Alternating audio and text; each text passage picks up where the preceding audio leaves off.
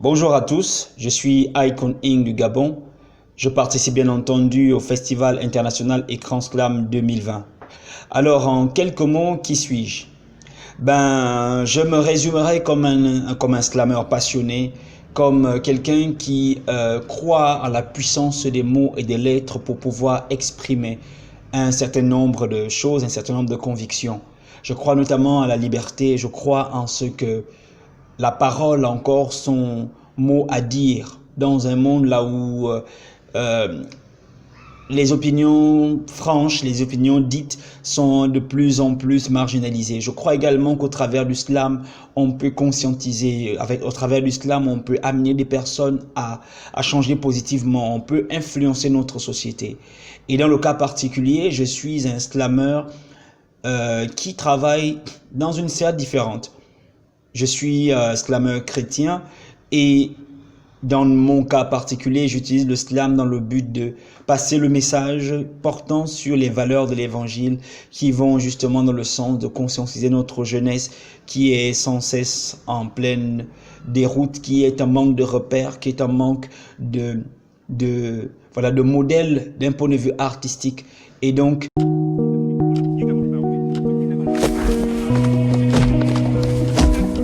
l'histoire est le récit de ce qui s'est passé autrefois. Et comme toute cette fois, elle a eu des hauts et des bas à chaque fois. L'histoire nous raconte que nous sommes des frères cette fois. L'histoire nous raconte des histoires parfois. Alors pour commencer celle-ci, je dirais, il était une fois. Car il était une fois l'esclavage. Il était une fois ces hommes débarqués en masse sur nos rivages. Il était une fois ces frères venus d'ailleurs, nous miroitant un monde meilleur qu'ici venant d'ailleurs. Accueillis par ailleurs avec la chaleur des fiers guerriers de l'équateur. Il était une fois eux, nous dépouillant et nous les suppliant. Il était une fois notre culture disparaissant et la leur dominant. Il était une fois l'histoire, de mon devoir de rappeler à nos consciences ces faits. Certains diront que c'est du passé, oui c'est un fait, car l'histoire c'est notre passé commun qui s'est fait. Car il était aussi une fois nous, cette fois débarquant sur les rives de leur rivage, à bord d'un navire de fortune, nous voilà désormais en route sans leur accord sur le planétaire village. Il était une fois eux, subissant leur tour nos cultures et nos religions. Il était une fois eux, pleurant et gémissant, implorant, criant et priant de rentrer chez eux. Il était une fois ces adieux de ces hommes blancs aux pieds noirs qui ont péri entre deux feux. Il était une fois 50 millions de juifs brûlés vifs. Il était une fois le Rwanda où la haine était à vif. Il était une fois ces immigrés au destin tragique en Libye. Il était une fois ces peuples fuyant leur propre terre dans un monde où la liberté était désormais devenue captive. Il était une fois. Non, cette fois il était deux fois. Car cette fois ma mémoire se rappelle des tirailleurs sénégalais, ces braves hommes venus d'ailleurs, venus porter main forte à ces frères d'une autre terre. L'histoire nous rappelle le souvenir de la tolérance d'un Martin Luther et d'un Nelson Mandela.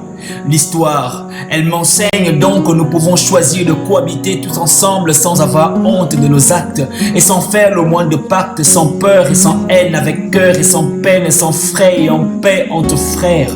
Et c'est vrai. Car la vérité est que l'histoire, c'est le présent d'aujourd'hui qui sera vieux demain. Un présent que nous pouvons construire aujourd'hui en ayant le cœur sur la main. C'est la promesse d'un peuple qui peut choisir d'avancer main dans la main en choisissant de pratiquer le respect, l'amour, l'équité, la souveraineté, l'égalité et la fraternité. En acceptant que ce soit nos différences qui nous unissent et en comprenant que nos ressemblances participent à notre identité. Car renier l'histoire, c'est refuser le futur.